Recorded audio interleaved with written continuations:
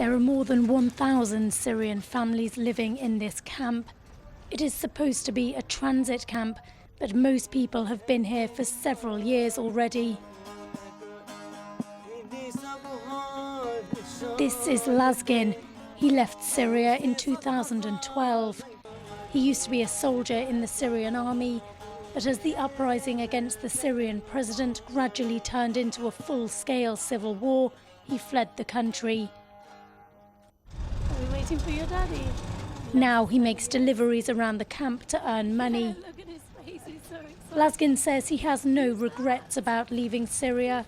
It was here in northern Iraq that he met and married his wife, who is also a Syrian refugee. So excited to see And now they have a 10-month-old son called Juan, who is waiting excitedly for his dad to come home from work.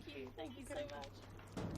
As he shows me into his home, Lazgin tells me he's happy here, although he says it is hard to imagine that his son may never see their homeland and will never know the country they left behind.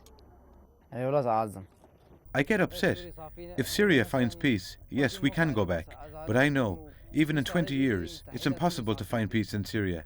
That is what I expect. It will be very difficult to find peace in Syria. Life in the camp is not easy. As the Syrian war enters its 6th year, donor fatigue is setting in. This woman tells me aid is in short supply these days. In the beginning, when we first arrived, the situation was good. We received some food aid in the first year. But now, for the past year and a half, or maybe even 2 years, there has been a new system and only half of the people receive the food aid. And they get even less than they did before. The situation is much worse. And so people started heading to Europe. They just left. I like go to the Europe, but me and my family don't have money and help. With the Europe route effectively blocked now and the war in Syria still raging, most people here have no option but to stay. Kate Parkinson, CCTV, Kushtapa refugee camp in northern Iraq.